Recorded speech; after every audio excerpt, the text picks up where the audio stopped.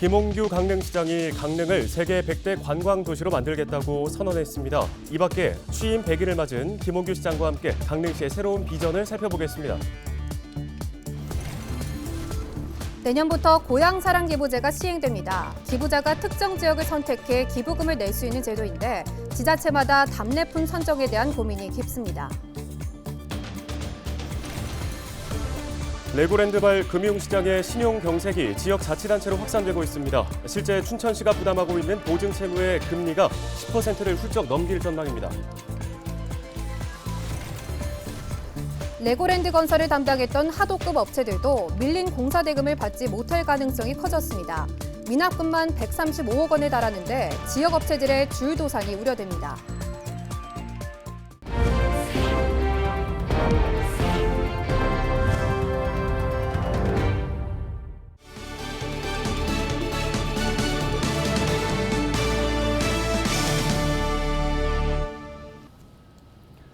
여러분 안녕하십니까? 헬로티비 뉴스입니다. 네, 첫 소식입니다. 재정난을 겪고 있는 지자체를 위해 내년부터 고향사랑 기부제가 시행됩니다. 각 지자체들은 기부자에게 건네줄 답례품을 고르느라 고민에 휩싸였습니다. 전소연 기자의 보도입니다. 내년 1월 시행되는 고향사랑 기부제. 기부자가 현재 거주하는 지역을 제외한 다른 자치단체에 기부를 하면 지자체가 기부 금액의 30%를 답례품으로 돌려주는 제도입니다. 재정 자립도가 낮은 지자체에 도움을 주자는 취지입니다. 강원 지역 지자체들은 답례품 선정을 놓고 고심하고 있습니다. 답례품이 무엇이냐에 따라 모이는 기부금 규모가 달라질 것으로 예상되기 때문입니다. 앞서 비슷한 제도인 고향 납세 제도를 시행한 일본을 보면 답례품의 경쟁력이 높은 지역에 기부금이 몰리는 경향을 보였습니다. 지자체들은 지역 주민들의 의견을 수렴해 답례품 후보를 발굴하고 있습니다. 춘천시는 닭갈비, 토마토쌀 등 특산물을 고려하고 있습니다. 원주시는 원주쌀 토토미, 치악산 대복숭아, 치악산 한우를, 강릉시는 커피 세트, 한과 등을 후보로 정했습니다. 지역에서 생산되는 생산이 되고 안정적으로 이제 공급이 가능한 그런 조건들 체킹하는 중이고요. 실제 지역의 특색을 반영하고 그리고 경쟁력도 있는 그런 상품들로 선정위원회에서 선정하게 돼요. 전문가들은 답례품을 통해 실제 살지는 않더라도 지역을 응원하는 사람들을 뜻하는 관계 인구를 늘릴 방안을 찾아야 한다고 조언했습니다. 관광지와 연계된 체험형 아니면 관광지 입장권이라든지 사람들이 직접 지역을 방문을 해서 체험을 할 수 있는 것들이기 때문에 관계 인구 형성에 상당히 도움이 될 수 있는 상품이라고 생각을 하거든요. 부가가치가 지역에서 창출되는 것들이기 때문에 그런 것들은 답례품으로 적절한 거죠. 방문을 유도해 2차 소비를 유발해야 한다는 조언인데 대부분의 지자체는 우선은 관광 유도 상품보다는 지역 특산품을 선정하겠다는 입장입니다. 저희들이 이제 처음 하는 거잖아요. 시행착오가 있을 것 같아요. 그래서 저희들이 이걸 하게 되면 일단 답례품 위주로 한번 해보고요. 지자체들은 남은 두어 달 동안 답례품을 최종 선정하고 공급업체 선정을 마무리할 계획입니다. 헬로티비 뉴스 전소연입니다. 다음은 민선 8기 우리 지역 지방자치단체장들의 지역 발전에 대한 구상을 들어보는 순서입니다.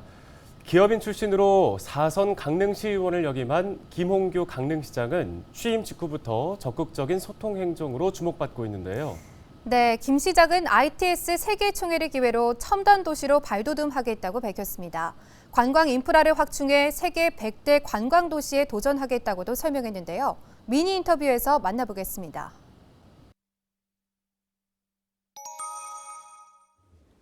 취임 후 이제 100일을 맞았는데 지금 제가 가지고 있는 그 감정은 정말 열심히 일해야겠다. 또 우리 18개 시군 비교표를 늘 들여다보면서 우리 강릉은 그동안 너무 뒤처졌구나라는 것을 절감하면서 제가 선거 때 또 많은 시민과 약속했던 그런 약속들 또 그간 제가 강릉을 위해서 생각했던 여러 가지 많은 구상들을 정리하고 또 앞으로 어떻게 우리가 빠른 시간 내에 빅3에서 머물 것이 아니라 빅1이 될 것인가에 대해서 많이 궁리하고 다듬는 시간이었다고 그렇게 생각합니다.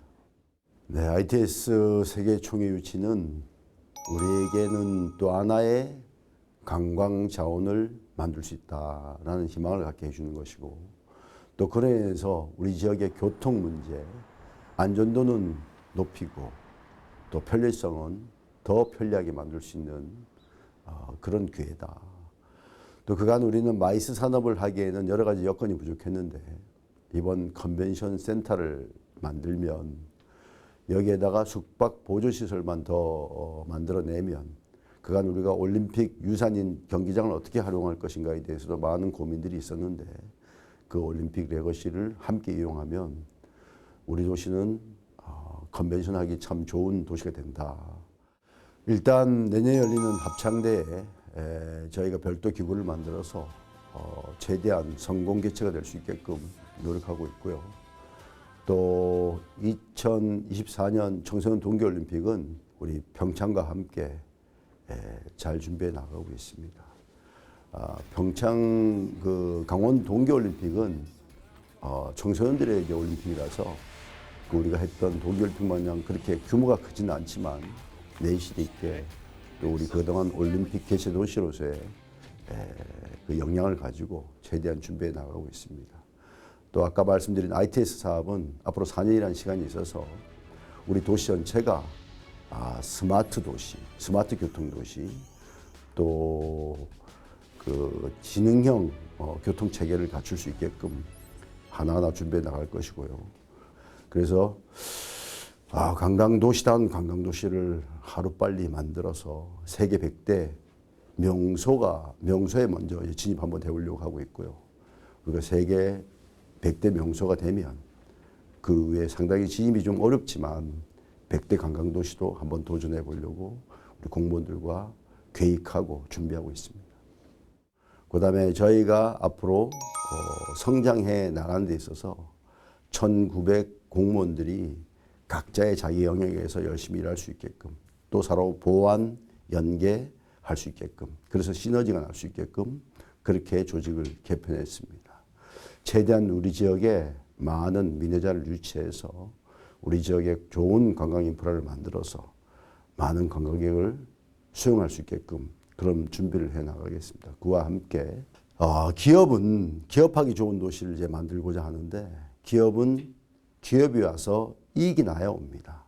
저희가 아무리 많은 지원 또 여러 가지 여건을 바꾼다 하더라도 기업이 와서 자기 스스로 그 회사가 이익을 낼 수 있는 여건이 안 되면 저희가 아무리 요청해도 오지 않습니다. 어떻게 하든 항만을 좀 만들어서 우리나라 그 수출하는 기업들을 많이 유치하려고 하고, 또 그런 유치되는 기업들이 와서 충분히 일할 수 있는 국가산업단지를 함께 만들어 가려고 합니다. 그런데 이것은 단시간에 되는 것이 아니라 좀 더 시간을 갖고 우리가 노력해야 될 일이기 때문에, 일단 항만은 2025년 제4차 기본계획에 이제 우리가 넣는 것이 1차 목표다. 그래서 거기에 따라서 여러 가지 준비를 지금 하고 있는 과정입니다. 취임 100일 동안 밤낮 없이 민원인들을 만났습니다. 그리고 그런 민원이 들어오면 반드시 밤늦게라도 시간을 정해서 만나서 대화하고, 또 어쩌면 그런 모든 민원들이 우리 모두의 문제 아니겠어요? 그래서 머리를 맞대고 지혜를 나누고 대화하다 보면 반드시 거기서 좋은 답을 얻을 수 있다. 이것이 제가 과거에 의원 생활할 때도 얻은 그 지혜지만, 근간 취입해서 우리 시민들과 늘 대화해 보면 결국 우리 모두의, 우리 강릉이라는 공동체에 이익이 되는 부분으로 합의가 되더라. 저는 그런 믿음을 갖기에 앞으로도 그런 민원은 정면으로 부딪혀 나갈 겁니다. 그리고 끊임없이 만나겠습니다. 이제 내년 1월 1일부터는 민선 8기 본격적인 이제 업무를 시작한다. 저는 그렇게 생각하고 있습니다. 제가 선거 기간 동안 약속드렸던 많은 사항들, 또 그간 강릉을 위해서 생각했던 저의 강릉 생각을 묶어서 5가지 큰 지표와 60가지 실행 계획으로 구분했습니다.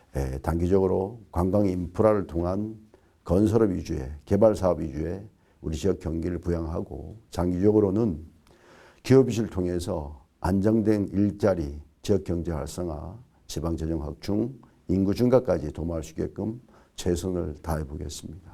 여러 가지 우리 시행정에 시민들의 도움이 많이 필요합니다. 시민 한 분 한 분의 관심과 성원 부탁드리면서 인사에 가름하겠습니다. 감사합니다.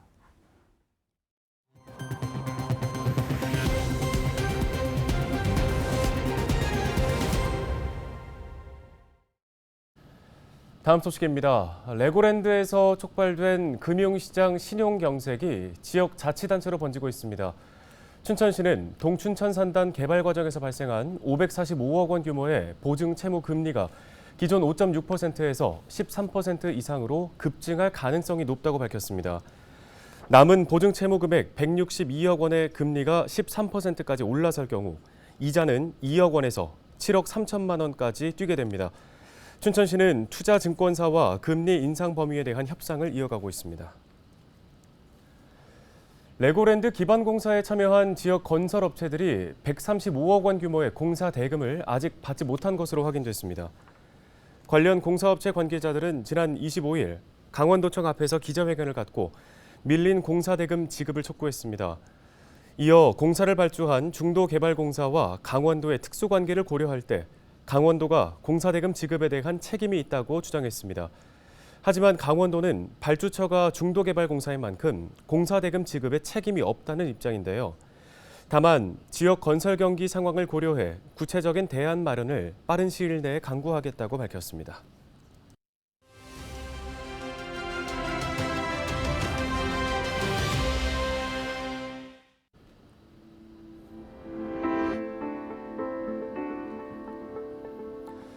지난 25일 밤 대구의 한 농산물 도매시장에서 큰 불이 나 입주 점포 중 40%가 타버렸습니다.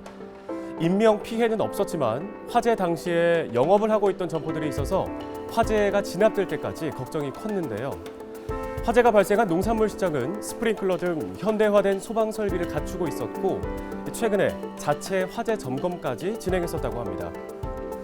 이렇게 화재 예방에 신경을 썼지만 농산물 시장 절반 가까이가 타버리는 일을 막지는 못한 건데요. 최근 기온이 내려가면서 전열기구와 난방기구를 사용하는 일이 늘고 있습니다. 전열기구나 난방기구의 전선이나 전원 플러그에 손상은 없는지, 먼지가 쌓여있진 않은지, 또 안전하게 작동하는지 등을 꼭 살펴보시기 바랍니다.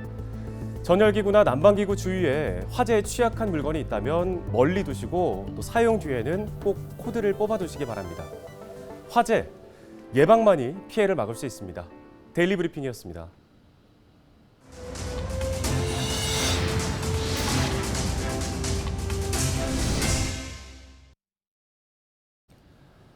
강원 지역의 코로나19 신규 확진자가 이틀 연속으로 1000명대를 기록했습니다. 강원도 보건당국은 26일 0시 기준 지역의 신규 확진자가 1667명 발생했다고 밝혔습니다. 이는 전날보다 313명, 일주일 전보다는 413명 증가한 수치입니다.